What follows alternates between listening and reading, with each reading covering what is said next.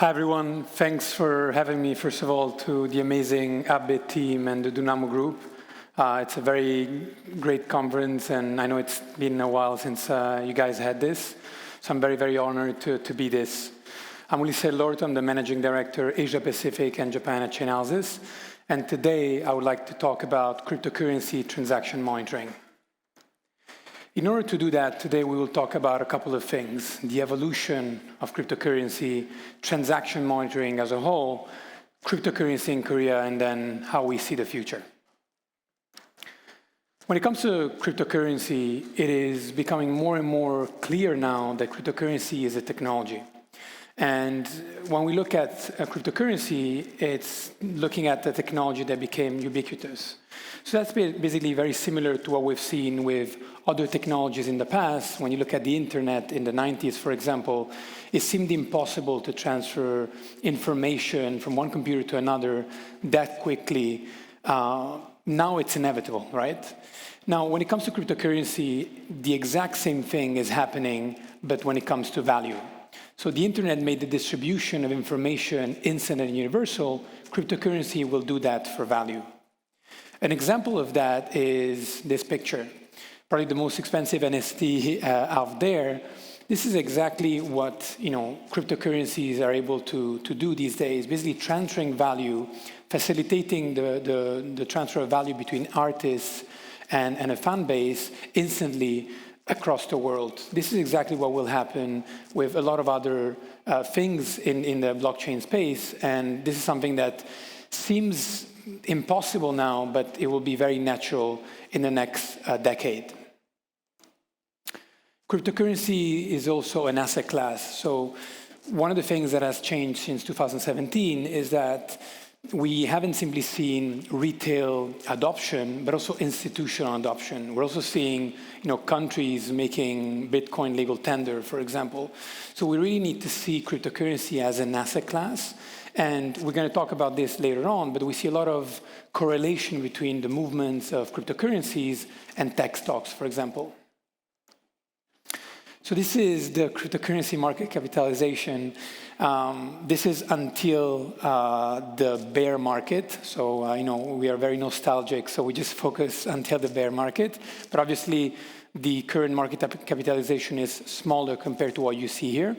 But it basically sees the tremendous growth of the cryptocurrency industry across different industries, across different parts of the world, with Asia playing a very big role in that.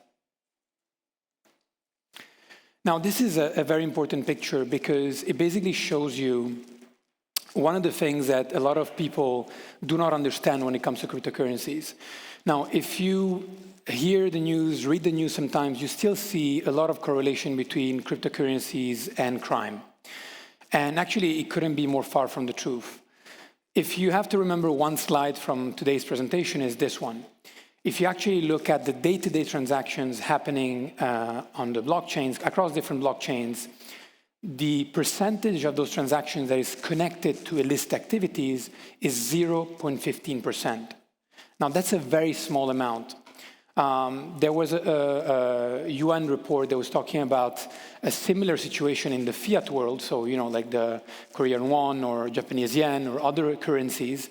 And actually the correlation between illicit activities and fiat transactions is much higher. We're talking about 2 to 5%. So that's 800 billion to 2 trillion per year. When it comes to understanding that and understanding basically why blockchain should be trusted, that's exactly what Chainalysis does. So Chainalysis basically brings transparency to the cryptocurrency industry by facilitating communication across government agencies, financial institutions, and cryptocurrency businesses. We have over 800 employees in the world. We have a very strong presence in APAC. We have over 170 customers. We're very proud to say that Abit is one of our partners and customers, and an extremely compliant exchange. And we have operational presence over 15 countries. But today I want to talk a bit about transaction monitoring and how it works in practice. Now, what you see on the left is basically a transaction happening on the Bitcoin blockchain. you see alphanumerical values being exchanged, but you do not know who's behind these transactions. You do not know whether the addresses on the left are connected to an exchange, to a darknet market, to a mixer, and whether the addresses on the right are connected to the wallet of a financial institution or a personal wallet. And that's exactly what Chainalysis does. So Chainalysis basically builds trust and transparency on chain by taking these addresses and by basically creating clusters. So a group of addresses together, labeling them. So we are able to tell you that what you see on the left, all the addresses that are connected to the left, all the inputs on the left belong to Coinify, a payment processor. What you see on the right is basically Bitstamp, an exchange. Now, if I am an exchange, or if I am a bank, or if I am a law enforcement agency, let's say KNPA in Korea, this is extremely helpful information because I'm able to contact directly the exchange. I'm able to understand the transactions that are happening on chain. Now, a very important point here, we do not know who is behind those transactions from a personal perspective. So I do not know whether this is a Yongki or whether this is June. We do not know who are the people behind the transactions, but we know that these exchanges, these services are transacting on chain. Now, this is extremely important because if I'm an exchange, for example, Abit or Bitum or other exchanges in Korea, I need to make sure that I'm compliant. I need to make sure that I can prove the banks, like Shinhan Bank or KB Bank in Korea, that I know what is happening in my exchange, and I can prove that basically there aren't illicit activities going through my exchange. And if there are, I'm able to limit them or stop them completely. So this is exactly why there is a need for this solution in the space. And one of the misconceptions that we see in the space as well is that, like Chainalysis or transaction monitoring goes against the nature of Bitcoin or cryptocurrencies in general. That's actually not the case, because if we really want the ecosystem to grow, we really need institutional support. And that's exactly what we're getting here through more transparency. So on top of the transaction monitoring layer and the layer that you see on chain, we also have open source intelligence information. This is extremely important information because it allows us to see, basically on top of what you see on chain, what has been done in social media content, for example. One of the examples was terrorist organizations using social media, for example, to raise funds to build, depending on the terrorist organization, but to build forces, for example, and to attack specific countries. So we're able to identify those things also on social media, which is very helpful. So these are some of the solutions that we present to the space. Historically, Chainalysis was born as an investigational solution to then continue to become a compliant solution to then offer market intelligence solutions. So initially, obviously, we helped, and I'm going to show you this in a second, for example, investigations such as the Mt. Gox investigation. So for those of you who are not familiar with Mt. Gox, it used to be one of the first exchange, the biggest exchange in the world. What happened back then is that the hackers stole the private keys of the exchange and started stealing over 18 months the funds of the exchange, which went bankrupt. So that Chainalysis was basically involved in that investigation and helped Japanese authorities to actually solve that investigation. So that was Reactor. Then we have KYT, which is a solution that is mostly used by exchanges such as Abit or Bitum or Korbit in Korea to make sure that the users are protected and to make sure that there is visibility when it comes to illicit and illicit activities happening in their exchanges. Then we also have other solutions that basically allow, hedge funds, for example, investment firms, also regulators, to have a better understanding of what's happening on chain. So what is the flow of funds when it comes to cryptocurrencies that go into Korea and go out of Korea, for example? How much of this, what is the percentage of these funds that is connected to illicit activities and licit activities? What is the connection between Japan and Korea when it comes to cryptocurrencies? So we do a lot of those studies as well. And when it comes to Chainalysis, it's really about building legitimacy for the industry. So a lot of what we do is educating the industry. So we have conferences all over the world to make sure that regulators, law enforcement agencies, and cryptocurrency businesses speak the same language. Unfortunately, up until very recently, and in certain countries, it's still very much the case, cryptocurrencies are seen as a technology or a solution or a way for criminals to launder funds. Now, like any very advanced technology, criminals will tend to leverage that in certain cases. But as I mentioned before, 0.15% of these transactions on a day-to-day basis are connected to illicit activities. So it's a very small amount. Now, this is a timeline of some of the investigations where Chainalysis was directly involved. And you have the Mt. Gox case, you have the takedown of Alphabet and ANSA, which were the largest darknet markets in the world, where people would buy and sell drugs, weapons, trade, anything that you could think of. We were behind that investigation. We're also behind a lot of the seizures that were done by law enforcement agencies. And we're very happy that we have partners when it comes to law enforcement also in Korea. Actually, we've been doing a lot of work in Korea for the past 5 years. And I've been coming very often to Korea, particularly Seoul. This is my first time in Busan. So this shows you just the importance of bringing clarity and transparency to the industry.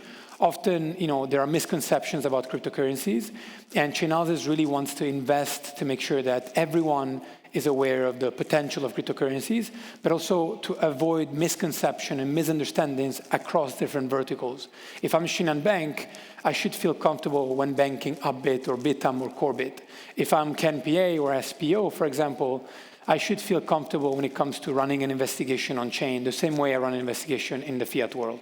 And that's what Chainalysis does. And this is probably one of the proudest moments for me personally working at Chainalysis. Chainalysis truly has an impact in everyone's life. And one of the biggest cases that we've had was the takedown of Welcome to Video. So Welcome to Video was the largest child pornography website in the world. And basically each user received a unique Bitcoin address when they registered, and we had counted over 1 million Bitcoin addresses that were found on the website. This was a massive investigation with over 337 people arrested across 38 countries, 23 minors rescued, so it was a very, very big impact. Unfortunately, this was also an investigation that had a strong focus in Korea, because some of the servers were actually in Korea. So we're very proud to have helped a lot of people in this investigation. So let's talk a bit about crypto in Korea. Obviously, Korea is a very, very big market when it comes to cryptocurrency. It is one of the historical markets when it comes to cryptocurrency. Roughly 90% of cryptocurrency businesses and exchanges in Korea use Chainalysis to prevent money laundering on chain. We see South Korea as a very important market for cryptocurrencies. This is also why we have actually quite a big office in Seoul, and we've been interacting with law enforcement agencies, banks, and cryptocurrency businesses for many years. As I mentioned, I've been to Seoul probably 8 times, and that was before the pandemic. And it was all about educating cryptocurrency businesses. And I've seen a lot of really good engagements across cryptocurrency exchanges, gaming industries. So we truly believe that we're still at an infancy stage when it comes to the cryptocurrency market in Korea, and the market will continue to grow exponentially. Now, this is a bit of the statistics that I can share that are very interesting connected to Korea. If we look at July 2020 to June 2021, South Korea received 150 billion worth of cryptocurrency. If we look at what happened in the last few months, obviously we've gone through a bear market, but we've gone to over 200 billion of cryptocurrency received. If we look at the percentage of that between centralized exchanges and decentralized exchanges, 85% of cryptocurrency received went to centralized exchanges. So centralized exchanges will be an exchange such as Abit, Bitam, Corbit, and so on. And then 15% went to DeFi protocols. That's currently what we're seeing. You also see a split across different regions in the world. Asia, like we have actually a global cryptocurrency adoption index, and Asia is definitely the #1 region in the world. Korea is part of the top 15 countries in that list, and this shows a bit the split across different parts of the region. So as I mentioned earlier, we're very proud to be a partner of both Abit Korea and Abit APAC, so the countries that surround Southeast Asia. Abit is the biggest exchange in South Korea, and it's always been an exchange that wanted to invest in compliance and make sure that their users as well will be safe when it comes to transaction monitoring and connection to money laundering. So Abit has been investing quite heavily on a yearly basis to build compliance teams using Chainalysis, and we're extremely proud to be able to help them across Korea and Southeast Asia. So we talked about cryptocurrencies as being cryptocurrency as a technology, cryptocurrency as an asset class. We talked about transaction monitoring, what it takes to do transaction monitoring, and we talked a bit about Korea as a market. Now, how do we see the future from where we are now? So one of the things that I mentioned earlier is that we see a much bigger correlation between Bitcoin and tech stocks.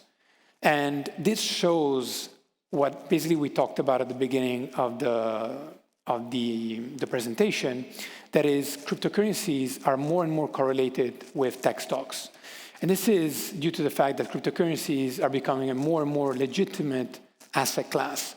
So often, we get questions about, what's going on in crypto? Why is there a crash? What's going on here? What's going on there? But actually, if you look at the last 6 months, last 12 months, there's been a much higher correlation between tech stocks and cryptocurrencies. And the answer to that is whenever you have questions about cryptocurrencies and movements in cryptocurrencies, now there's a higher correlation to the macroeconomic situation, which basically means that if you look at what's happening on the stock market, it's very similar to what's happening in the cryptocurrency space. And we believe that moving forward, with more compliance, more regulation, healthier regulation, more institutional capital going in the industry, there will be less volatility, and there will be an even higher correlation between, high-risk assets, which is what we consider cryptocurrencies today, and cryptocurrencies themselves. Now, one of the things that we always talk about when it comes to phases of volatility is when we are in a bear market, we always focus on building. When we are in a bull market, we should focus on execution. So a lot of companies today should focus on building new technology, on optimizing existing technology, and being ready for the next bull run. Some of you, maybe a lot of you, maybe all of you are familiar with the volatility of this industry and should not be scared by this volatility. Let's focus on building. Now, when it comes to the next build cycle, we must solve 3 key challenges: multi-chain, consumer protection, and national security. Multi-chain is dominating the world today. We're seeing more and more layer 2 protocols. We see a lot of interactions across these protocols, and Chainalysis actually provides solutions to trace through transactions across different chains. Consumer protections is extremely important because the retail part of the industry is a very big part of this industry and needs to be protected. So regulators are looking around the world for a way to protect consumers while allowing the industry to grow and expand, which is a very delicate balance to have. And then national security. Unfortunately, a lot of the hacks that happen on chain are performed by nation states such as Russia or North Korea. And Chainalysis has actually been involved in a lot of these investigations to prevent these attacks and limit these attacks and protect consumers, investors across the world, but also particularly in South Korea. So these are the 3 things that we should focus on. And as I mentioned, some of the things I would like you to remember for this conference. Thank you very much. Thank you very much for your presentation.